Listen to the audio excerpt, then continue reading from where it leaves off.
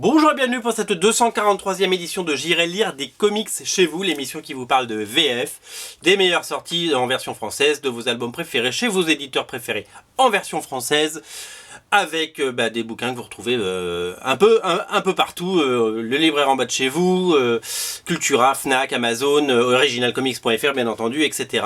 Voilà, alors aujourd'hui on a un très beau programme. Je vais commencer tout de suite avec le deuxième et dernier tome de Batman and Robin Eternal. Il y a un très beau sticker qui s'enlève très bien. C'est le dernier tome de la série. Sachez qu'il y a eu une première série qui s'appelait Batman Eternal, il y a eu 4 tomes comme ça, 4 gros pavés, donc il y avait eu, ça a duré 1 an, c'est une série aux États-Unis, il y avait un numéro par semaine qui sortait, ils ont déroulé le truc, et ils ont donné une suite à ça, parce que ils ont voulu d'abord renouveler l'expérience, qui éditorialement et scénaristiquement n'avait que des qualités, et ils ont décidé de donc faire une espèce de suite avec ce Batman and Robin Eternal. Alors, qu'est-ce qu'on peut dire là-dessus? C'est une série, on va dire, sœur de la série Batman principale. C'est Scott Snyder, l'architecte. Donc, on se situe toujours, on n'est pas encore dans DC Reverse, on est dans les DC, les New 52, ce qu'on appelle DC Renaissance.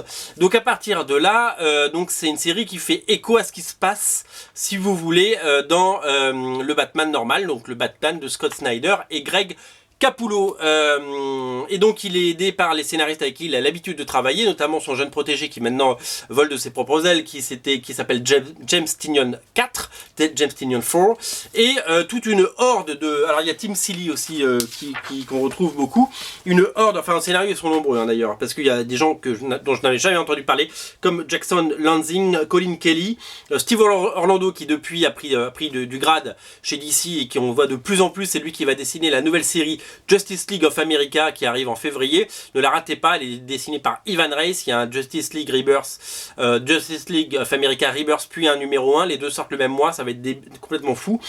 Ed Brisson et Geneviève Valentine, je ne connais pas ces noms. Au dessin, c'est pareil, comme c'est une série qui paraissait toutes les semaines, il a fallu, si vous voulez... il a fallu avoir des dessinateurs beaucoup de dessinateurs, parce que un dessinateur ne peut pas dessiner 40 pages par 40 pages. Il peut dessiner 40 pages par mois, il peut pas en dessiner 80 et garder un niveau de qualité suffisant. Donc du coup ils ont fait appel à une armée de dessinateurs. Je vais vous citer les plus connus: Marcio Takara, Andrea Muti, Paul Pelletier, Goran Suzuka, Roger Antonio qui est très bon lui, Tony Daniel bien entendu qui revient avec toujours un très grand plaisir, Alvaro Martinez qu'on a vu récemment, Carlo Pagaluyan qui avait dessiné du Hulk notamment, souvenez-vous, et Scott Eaton qui a fait du X-Men pendant des années avec Mike Carey. Voilà, ça nous donne quoi graphiquement? Ça nous donne une sacrée unité graphique, parce que quand on a autant de cuisiniers dans la cuisine, on pourrait avoir des goûts différents, et graphiquement c'est hyper cohérent, et c'est un vrai plaisir, et honnêtement c'est un coup de chapeau éditorial qu'il faut donner à DC, parce que du coup ça se lit bien, on n'a pas l'impression de ne pas comprendre et de savoir qui est qui quand on lit les pages, puisque c'est assez cohérent graphiquement, et puis assez soigné, parce que c'est très facile de mettre des dessinateurs de seconde zone sur des séries comme ça, parce que c'est vrai que on se dit bon le succès se fera sur les premiers numéros, comme il y a 24 numéros pour cette série, voilà, on va mettre des seconds couteaux, des troisième couteau à la limite sur les numéros suivants. Et ben non, parce que comme on l'a dit, il y a du Tony Daniel, il y a des gens qui savent dessiner, et c'est plutôt agréable. Donc voilà, donc si vous aimez Batman, et je sais que vous aimez Batman, si vous avez aimé Batman Eternal, et si vous voulez suivre la suite de Batman and Robin Eternal, eh bien je vous conseille cet épisode. Pourquoi? Parce que tout simplement ça prolonge le plaisir, c'est-à-dire que il ne sort qu'un album Batman que tous les, on va dire, il y en a 2 par an qui sortent. Et bien si vous êtes en manque de Batman, ok, il y a d'autres séries, il y a du Detective Comics, il y a des choses comme ça qui sortent, mais si vous êtes en manque de Batman, et bien c'est le titre qu'il vous faut. En tout cas je vous le recommande. Moi j'ai beaucoup apprécié la lecture de ces différents arcs. Évidemment qu'il y a, comme c'est des sagas qui se font sur plusieurs numéros, il y a des épisodes, c'est comme Walking Dead, de temps en temps vous lisez 2-3 épisodes, vous dites ouais bof, et puis après ça repart et c'est vraiment bien. Donc voilà, c'est vraiment excellent. Chez Delcourt, je voulais vous présenter un truc absolument magnifique. C'est le, ça y est, il est arrivé, c'est le Hellboy. Alors ils appellent ça des éditions Deluxe, parce que voilà, ils appellent ça l'édition Deluxe en France. Regardez à la lumière, c'est comme c'est joli là, le logo Hellboy, c'est en doré, c'est plutôt pas mal. L'album il est toilé, il est hyper doux, c'est hyper joli. Alors aux États-Unis, c'est exactement l'équivalent total et complet de ce qu'on appelle les Library Edition. Il y a 6 volumes aux États-Unis. Moi je les ai tous et je suis ravi d'avoir celui-là aussi parce que la VF est un plus dans Hellboy. Donc nous sommes sur l'édition, voilà, la plus belle édition d'Hellboy que vous pourrez avoir en couleur. C'est vraiment quelque chose d'absolument sublime que je vous recommande plus que chaudement. Surtout si vous n'avez jamais lu de Hellboy jusqu'à présent, et c'est peut-être le cas, parce que tout le monde n'a pas lu Hellboy. Peut-être que vous avez vu les films, mais vous n'avez jamais franchi le pas. Hellboy est un voyage. C'est un voyage dans l'esprit complètement tortureux et incroyable, dans le génie de Mike Mignola.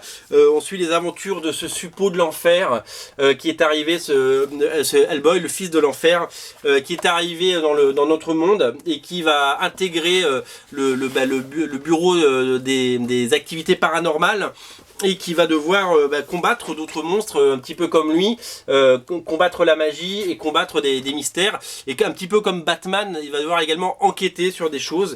Et voilà, ça fait maintenant peut-être une trentaine d'années que Mike Mignola développe son personnage dans des différentes histoires qui sont toutes éditées en album format comics, toutes disponibles, hein. Souvent on me demande mais par quoi commencer Hellboy?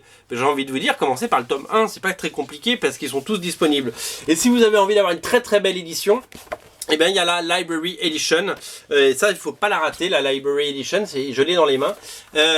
Ça reprend l'équivalent des 2 premiers tomes Hellboy. Alors Hellboy, en VF, il y a je crois une quinzaine de tomes, donc le 1 et le 2 ils sont regroupés là-dedans, et donc voilà, donc vous n'avez pas besoin d'acheter le 1 et le 2, vous pouvez prendre celle-là. Alors il y a une différence de prix bien entendu parce que les petits volumes sont autour de 15 € et celui-là en coûte 50, mais vous avez une édition d'abord en tirage plus limité, vous avez une édition hyper bien soignée, de qualité, et c'est quand même hyper agréable de découvrir du Mike Mignola dans ce format-là, avec ces très belles pages, avec un très beau papier. C'est vraiment quelque chose d'absolument sublimissime, et moi je suis hyper fan de cette collection depuis le début, et j'adore. Et Hellboy c'est vraiment une référence parce que graphiquement c'est parfait, graphiquement c'est quelque chose qui est à couper le souffle, et c'est une véritable expérience de lecture. Donc je vous invite vraiment à découvrir Hellboy, soit dans des petites éditions, soit dans cette édition Deluxe, parce qu'elle est vraiment au niveau. Et voilà, je trouve que Delcourt a fait un travail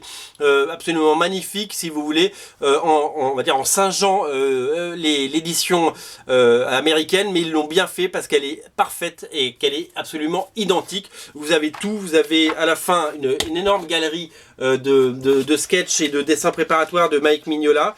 Vous avez vraiment beaucoup de bonus, et ça c'est toujours un plus dans les beaux livres. Vous avez les couvertures originales, vous avez des inédits, vous avez des choses rares, voilà, c'est vraiment quelque chose d'assez incroyable. Je voulais aussi vous signaler que si vous êtes un fan des X-Men des années 80, c'est John Byrne qui a scénarisé, qui a d'ailleurs pas scénarisé, mais qui a aidé au dialogue et à la construction du premier arc, puisque Mike Mignola à l'époque avait besoin d'aide, et il a fait appel à un vétéran et quelqu'un qui savait y faire.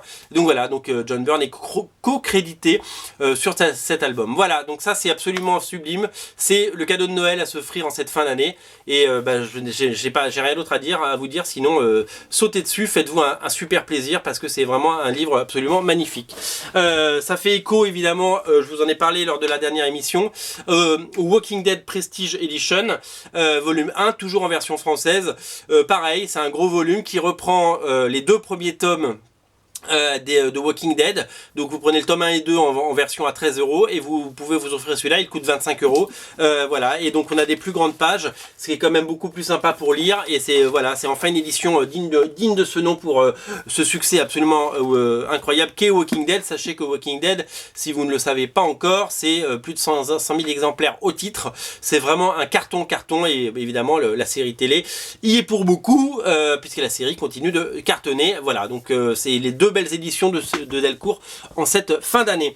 Alors, puisqu'on parle de très très belles éditions, je ne résiste pas au plaisir de vous parler d'un très beau livre dont je voulais vous parler.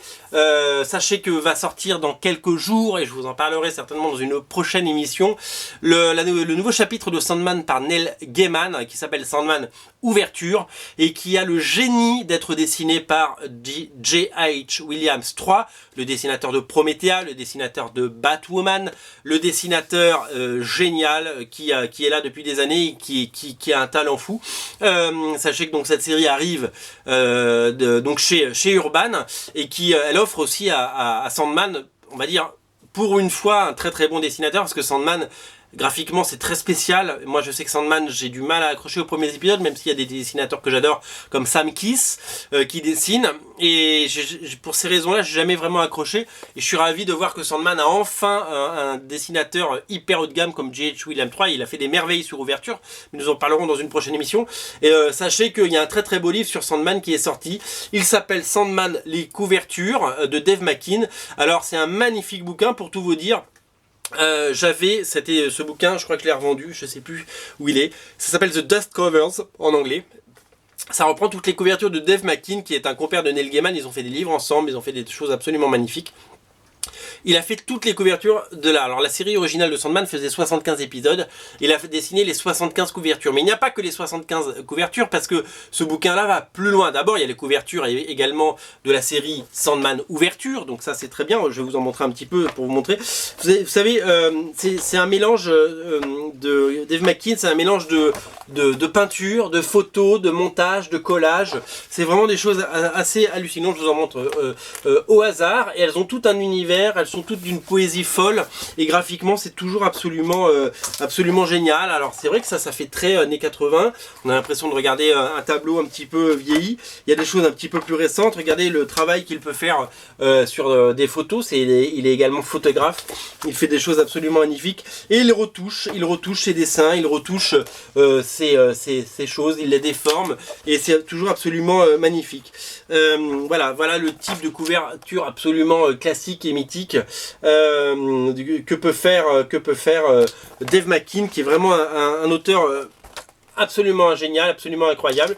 Et donc on a absolument toutes les couvertures vous voyez ça, voilà, de ce genre de montage avec montage collage photo. C'est absolument, en fait je pourrais même pas vous dire comment il fait, tellement le résultat est à couper le souffle. C'est vraiment sublimissime.